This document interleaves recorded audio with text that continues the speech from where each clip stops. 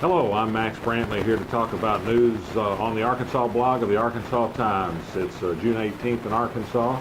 It's another slow news day, and I think I'll start with something utterly inconsequential.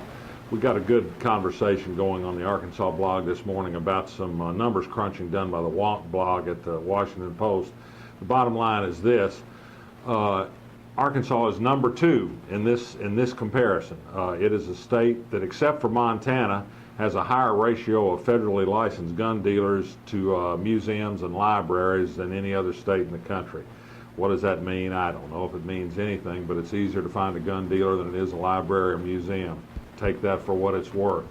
Also today on the blog we have a discussion about a legislative hearing today about the Freedom of Information Act. I participated. It was on a rare occasion for what's the word, kumbaya singing by Republican legislators and myself.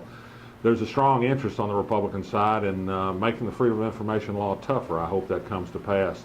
Nate Bell talked about videotaping all executive sessions of public agencies so that they could be reviewed to see if the agencies were in fact following the law when they held these private sessions.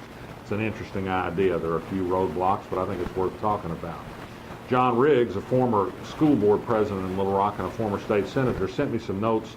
He wrote up for a speech to a Southwest Little Rock civic group about the state of affairs in Little Rock School District. You may remember that I've written about this, that Greg Adams, the current school board president, has written about it. John Riggs is another one who thinks it may be time to talk about a state takeover of the school district. He wants to see it survive, but he thinks drastic steps are in order. Elsewhere, the Burns Park is going to reopen the iconic rocket slide. There's been another hearing on rules to restrict more hog farms in the watershed of the Buffalo River, which is a state treasure that some think is imperiled by hog waste. And finally, there's yet another ad in the Mike Ross Asa Hutchinson race that has been found wanting factually by a national fact-checking organization.